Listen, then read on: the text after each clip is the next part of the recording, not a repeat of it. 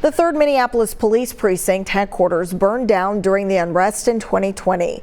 The city had suggested rebuilding the precinct in that original space or building a new one up the street. And yesterday, a third option was proposed, Century Plaza. Today, the city council discussed all options. Here's a look at what they had to say. I'd be remiss to not acknowledge this body of work and why we're here.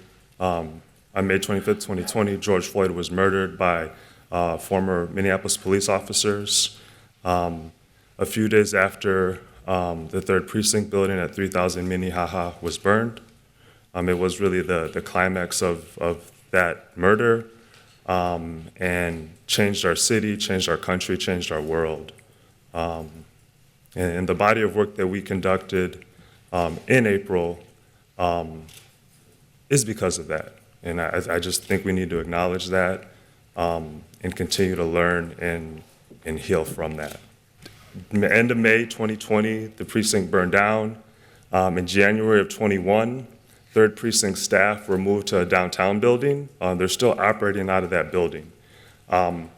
There's several challenges with that. One, that building is really just a former office space. Some of our engineering staff was there prior. They're in public service building, police officers and other staff are there now, but it's really just a repurposed office building. It's not what we would typically provide as a building for police officers.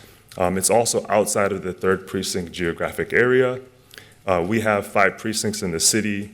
We place them in a geographically central location so that it's accessible for staff and for community members. The building that they're currently using is not in an ideal location. It's also impacted police response times as well. There's a table here. You can see in 2019, response times were around 12 minutes. In 22, they're around 17 minutes. Obviously, crime patterns have changed over the last few years. Staffing levels are different right now, but the data does indicate a change in response times for priority 1 responses.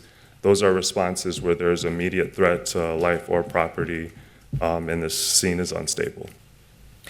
From June of 2020 through March of 2023, 29 sites were reviewed and considered. Through evaluation of locations, failed negotiations, and elimination due to criteria mismatch, 2 sites were considered as viable as they met the main site criteria and most of the preferred property characteristics. These 2 site options were presented to the community during the engagement process. 3000 Minnehaha Avenue, which is the location of the 3rd that the 3rd Precinct had been operating from, and 2600 Minnehaha Avenue, a city-owned property that is void of a built structure. 3000 Minnehaha Avenue would require restoration and consideration of changes to the associated site. It is estimated that such work would span approximately 18 months and is estimated to range between $12 and $16 million to complete. 2600 Minnehaha Avenue would be new construction. It would have a completion timeframe of approximately 3 years and is estimated to be between $22 and $26 million.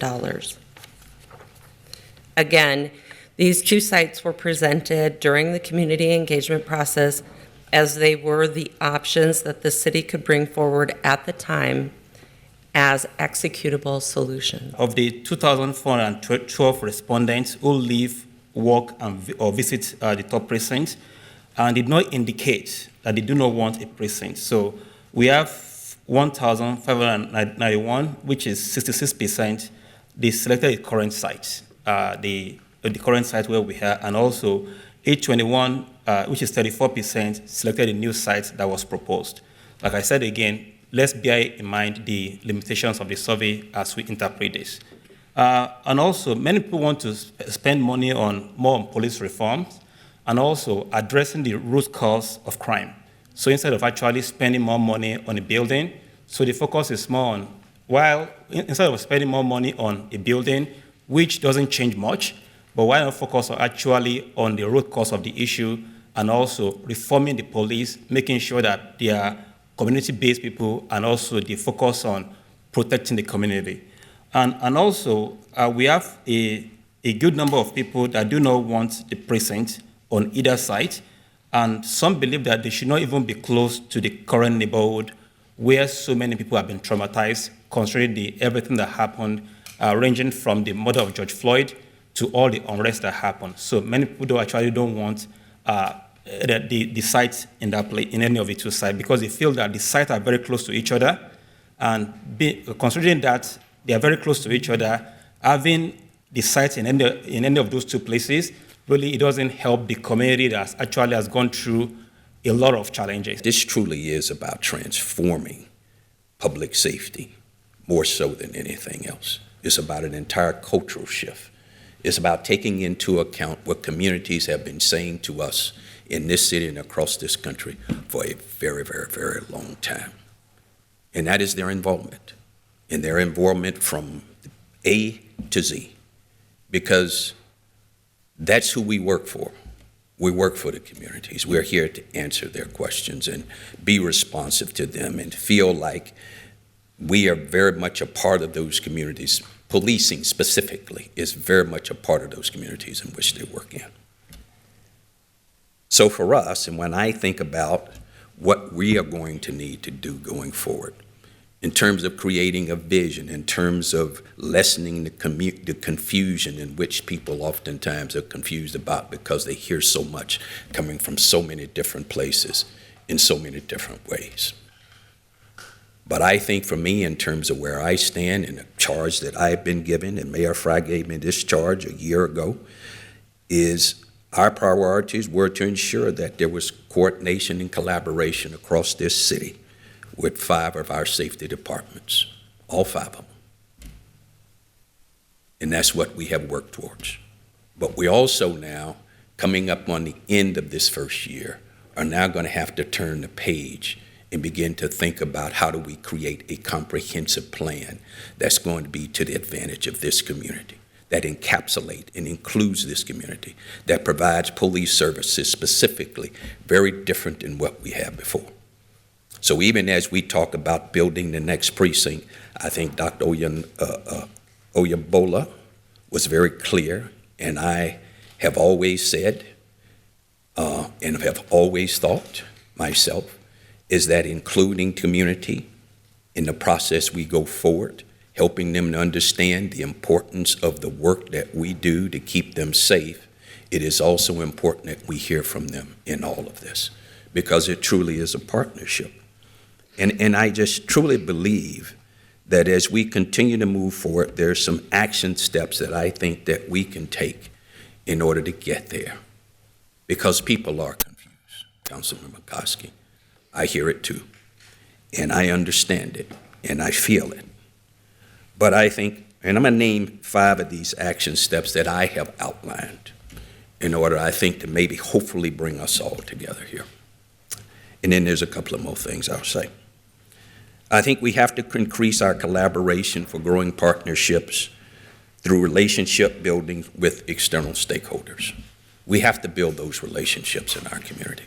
There's just absolutely no way around that.